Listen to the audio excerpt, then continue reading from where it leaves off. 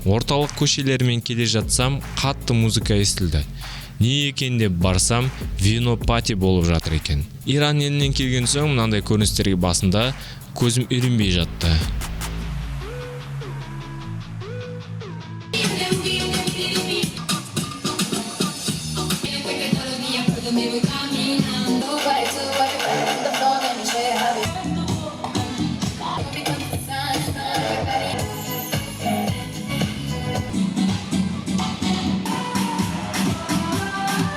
Мынандай жерлерді көп ұнатпаймын, просто контент үшін тек түсіріп алдым, барын билеп отырғандарын.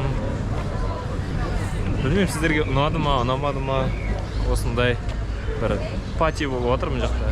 Вино тегіннен беріп жатыр, бір-бірден стаканнан шығып қарайды, дегустация жасап деген сияқты. Ұнаса бутылкасын алады ма, сондай. Сосын диджейлер жаңа Санкт-Петербургтан келген. В общем, осындай пати болып отыр мына жақта. Ал мен кеттім ары қарай.